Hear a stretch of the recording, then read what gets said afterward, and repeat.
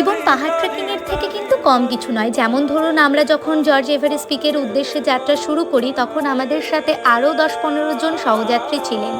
তারাও কিন্তু আমাদের মতন কশান বোর্ড পড়ে নিয়েছিলেন এবং সেলফ ডিক্লারেশন যে ফর্মটা ছিল সেটা ফিল আপ করে নিয়েছিলেন। কিন্তু রাস্তা যত বেশি চড়াই উতরাই এসেছে, রাস্তা যত কঠিন হয়ে এসেছে, তারা কিন্তু সেখান থেকেই তাদের মন মতো ছবি তুলে নিয়ে নিচে নেমে গিয়েছে। কিন্তু আমরা হার মানিনি, আমাদের সাথে আরও কিছুজন হার মানেনি। তো সেই জন্য আমরা জর্জ এভারেস্টের পিকে গিয়ে পৌঁছই। আমরা যখন গিয়ে পৌঁছই, দেখি যে আমাদের সাথে আরও ২-১ জন এসে পৌঁছেছে। সেখানে গিয়ে আমরা ওপর থেকে সুন্দর মনোরম দৃশ্য উপভোগ করি, অভিজ্ঞতা অর্জন করি, তার সঙ্গে অনেক সুন্দর ভিডিও এবং ছবি তুলে নিই। জীবনও তাই, মাঝ রাস্তায় হাল ছেড়ে দিয়ে যদি পালিয়ে যান, তাহলে মনে হবে জীবন যেন বড়ই অসুন্দর। কিন্তু জীবনে যত এগোবেন এবং দেখবেন যে একদিন সেই জীবনের চূড়ায় পৌঁছে গেছেন, তখন মনে হবে জীবন সুন্দর। তাই জন্য কখনোই হাল ছাড়বেন না, জীবনে সবাই এগিয়ে যান।